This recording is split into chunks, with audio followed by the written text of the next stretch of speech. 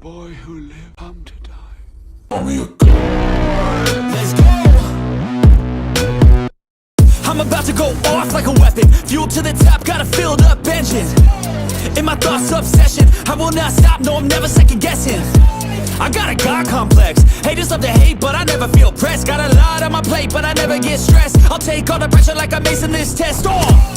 Tear it up like I'm Jason. I see the world like it's ready for the taking. I see this place like a game I'm playing. Straight to the bank to collect my payments. No negotiations, it's my way, I was born impatient. And like a damn Freemason, I'll run this nation. You call me a god. You call me a god. You call me a god.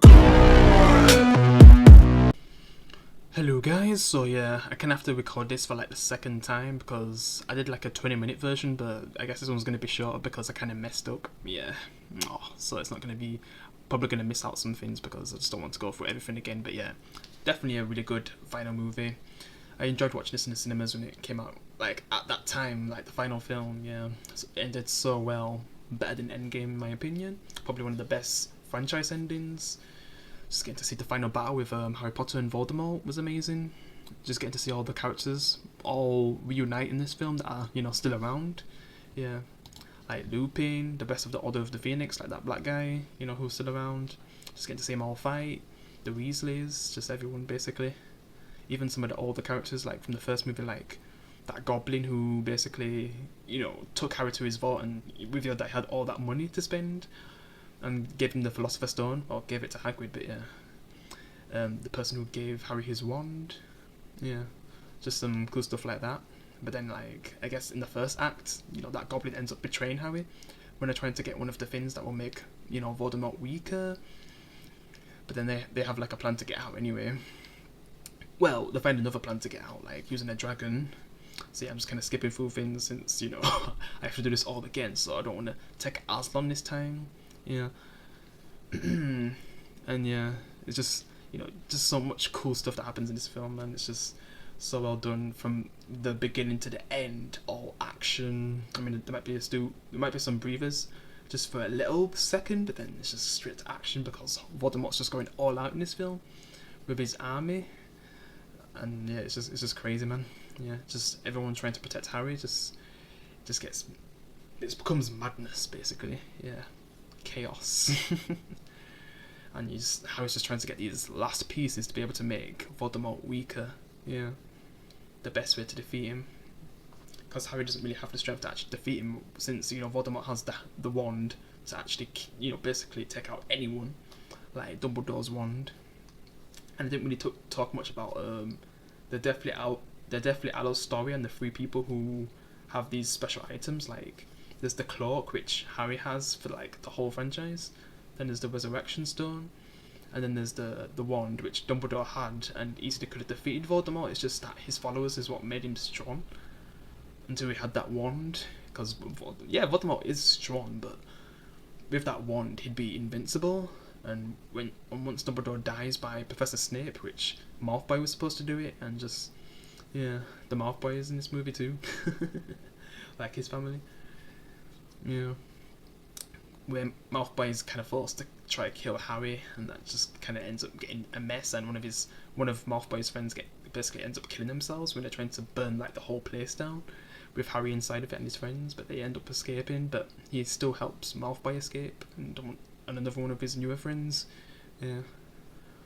And I heard there was going to be a part where, you know, Malfoy actually helps Harry, like give him his wand to help him defend himself. Yeah, but they kind of cut that out of the movie. Like, that would have been nice, because for the rest of the movie he's just a coward. Even his whole family are cowards. Yeah, they end up running away in the end. The only good thing, like what the Malfoys do in this movie, is what the mother does. But, you know, I'll get to that at the end, since I have to address it again, since I have to restart this whole review. But it's just not going to be as long, I guess. Yeah, because I actually put a lot of effort into my first version, but oh well. I just want to go for this quickly. I mean, this movie is kind of the shortest anyway, so because I'd mainly just be talking about the action like I was, so I'm just going to miss out a few things compared to my original review. But yeah, it's just such a good film. Perfect ending. There's like two things that happen where that could have been done a bit better, but you know, with 2 characters, but it's everything else is still perfect, man. Yeah, so well done for an ending. I'm just happy it didn't really continue. Yeah, we've got Fantastic Beasts, but they're spin-offs. To me, they're not really truly important to like the Harry Potter films, and I'm just happy that nothing happened like after the Harry Potter timeline. Like maybe do something with his kids. I'm just happy like they didn't do all that, because probably would have ended up messing it up, like Fantastic Beasts. But you know, and just look at how things are with the actual person who made Harry Potter. Yeah, things just went downhill for them. They did start doing some controversial things, especially with the new Hogwarts Legacy game. It's just, that's a mess with that situation. At least the game's done well, but just, you know, what that person's been doing afterwards. Yeah, but I'm just happy that they still left us with such a perfect movie franchise, because having 8 films, you'd think there'd be at least a few bad ones, but all of them are good. Yeah, some are better than others, but at the end of the day, all of them are good. Yeah, this is like my second favourite. Number 1, you already know, Prisoner of Azkaban, and third is like the first one. It's just like the perfect way to get into the franchise, because you know it's the first film, and just seeing Hogwarts for the first time, and you know, with them being kids, it's just perfect. Yeah, and I like how, you know, which I'll get to, like I'll get to all that stuff, but yeah. And yeah, just seeing the Weasleys become like the true goats and flipping the Malfoys to cowards. It's just so ironic, because from the very beginning there was like the Weasleys were a lot looked down upon, but then by the end, the flipping Malfoys become like the biggest people to look down upon when they end up retreating after things get too chaotic. And you know, the dad's able to leave Voldemort's side after what he witnesses, because Professor Snape, like his plan the whole time was to protect Harry, so he'd be the one to basically die by Voldemort and help defeat him. But I don't know if like Dumbledore, because Dumbledore was the one who told Snape mostly the whole plan for the whole franchise, but he kind of left things out for Harry, like, and that's why there was always riddles, and he wasn't really straightforward to Harry, because when they're showing flashbacks of Snape, you just get so many answers where Harry has just always been like a question mark with knowing fully everything that he needs to know, because he probably would have worked out that, wait, do I have to die for us to live? Like, just imagine if they just upright told him that, like, that would have been crazy. Yeah, especially when he was younger. Oh my god, just imagine like knowing that you're gonna die. I mean, you already had so much pressure being a celebrity and stuff to people, the one who lived. Yeah, so man, that'd be crazy, knowing that you're gonna die and you can't tell no one else. I mean, he probably would have told his friends, but would he have gone through it with it and get to this point though? Because that's his destiny, to die by Voldemort. Yeah, it's just crazy, man. But then like the battle starts, and you just see like all the teachers and stuff, especially the one from who's always been looking out for Harry, other than Snape, you know, who we truly knew was good, who was always there for Snape, you know, trying to have his you know, his back and helping make that big shield that protects Hogwarts. Then you just got like Neville, who's like the goat in this movie, and man, truly shows that like maybe this whole time he was a lot like Harry Potter, because he also lost his family too, man. But like we don't find out about that stuff until like the 4th film, right? Yeah, just a lot of what Neville goes through. We just had no idea.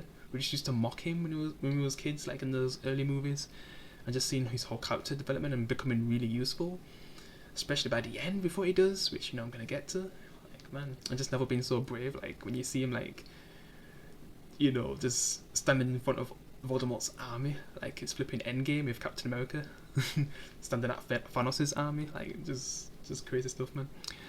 Like Neville just becomes so brave in the end. Like, oh my god! Even when in the previous movie, when one of Voldemort's followers finds him because they're trying to look for Harry, he's quickly gonna step up at them as well. It's just, yeah, like Neville's come such a long way, man. Just his character development is crazy, man.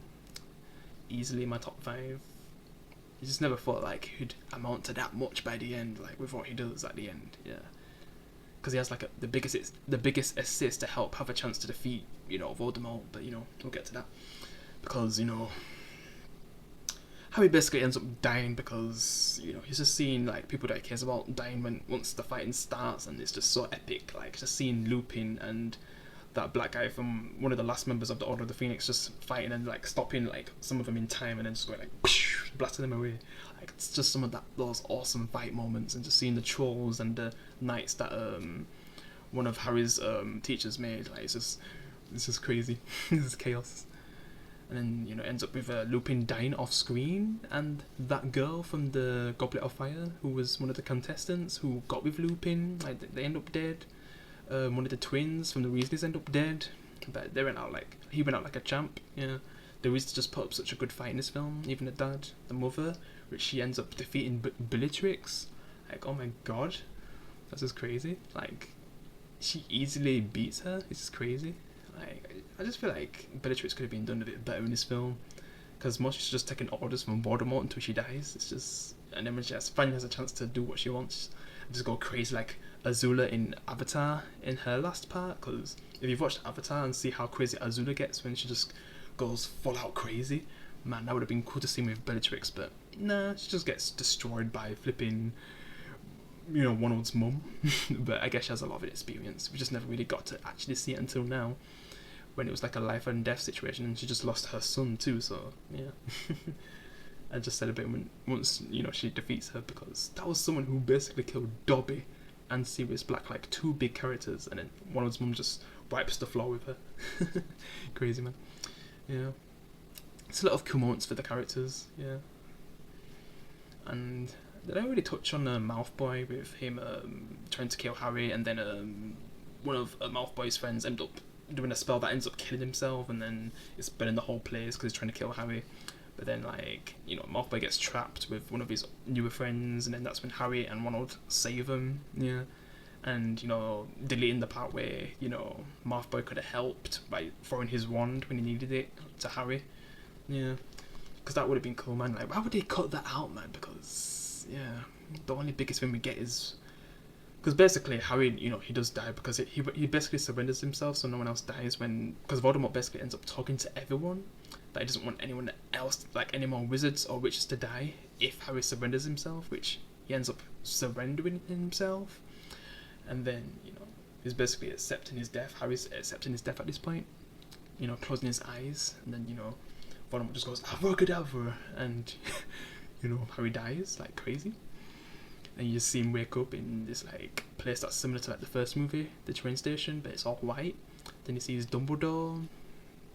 Then he has a little talk with him, saying that he's able to basically come back, but only one of them. And it was like a scene earlier on where you see Harry get the resurrection stone, and he basically could have brought back any of his family members because you see him as ghosts, like just encouraging him and stuff. I mean, he could have brought back his mum, his dad, Sirius Black, but if he did that, they would end up getting killed anyway. So, like, if Voldemort saw like a very familiar face, he just would have went abracadabra and they're dead again. Like, imagine the mum just getting abracadabra again, man. Yeah, man. So yeah, it's basically between Dumbledore and Harry. But, you know, Dumbledore wants Harry to come back because, you know, Dumbledore's done enough, I guess. Yeah. And he just wants Harry to be happy in the end if he gets his chance to actually defeat Voldemort, because it's not going to be easy. Because, you know, because flipping Dumbledore still just gives riddles to Harry, not fully being clear. The usual, even in his last moments with Harry. Yeah. And then he just says goodbye for the last time. Yeah. And that's when Harry's basically awake, but he doesn't really sure that he's awake because he's surrounded by a bunch of Voldemort's army. And Voldemort just thinks like Harry's dead. And then that's when Malfoy's mother goes to check if he's dead, but then she pretends that, like, you know, he's dead. And then, you know, Voldemort just celebrates, like, just Harry Potter is dead. And then Neville comes saying that, you know, Harry still lives in our hearts and stuff, like being that brave to step to flipping Voldemort and say all that, man. And then they're just taking the piss out of him because of his name, Longbottom. Yeah. Then it looks like Voldemort's about to do something to him, but then Harry wakes up and just does a spell on Voldemort, and Voldemort's just so pissed seeing that Harry's still alive.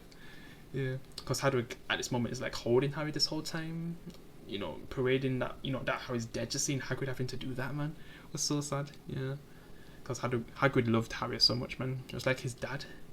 I mean, it was like his son, really. Yeah, again, and it was kind of like Harry's dad in a way. And all the stuff with Professor Snape, which, you know, he ends up getting killed to get, like, because it seems like if Professor Snape stayed alive long enough, because his whole plan was to get close into the, Voldemort circle, it becomes like a true higher up, but then Voldemort ends up, killing him. And that's when, because it would have got to a point where he would have got the wand, because he would have been like the owner, even though like I think it kind of ended up, it's supposed to have passed on to Malfoy, but then Harry basically ends up like in that situation when Harry's fighting Malfoy, like he becomes the true successor in that moment, to be able to use the wand, because it's not truly loyal to Voldemort. So at first I guess he thinks it's Snape who it belongs to. I just wonder if it actually would have belonged to him though. Like would it? Because the wand chooses its user, and I think it probably would have chosen either Harry or Professor Snape if he survived, and just showing us, like revealing, like I don't know if I already said it, but Snape was in love with Harry's mother, like it was really close. Harry's dad was actually a bully and stuff, like he had just all that stuff. So in a way it's like Professor Snape was like basically Harry's dad, because who knows, maybe he was more closer with Harry than the actual dad. Maybe he was more busy and stuff.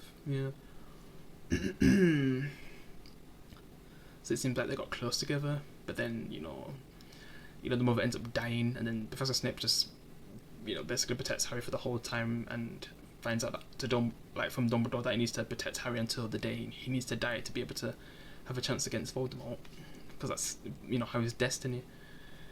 And then that's when we get to where we are now, where Harry's fighting Voldemort for the final time. But then there's still one more thing to actually make Voldemort weaker, because that's when Ronald and basically Hermione have got to the Chamber of Secrets and destroyed the cup, because that's the only way to destroy it. But then there's still one more thing, like the snake. But then that's when because it gets to a point where Harry's nearly about to die after they've basically travelled across all of Hogwarts. Like you just get that awesome scene where when on top of the Hogwarts building, and then just like Harry just grabs Voldemort and the jump off, like that's just and the line that Harry says is just epic.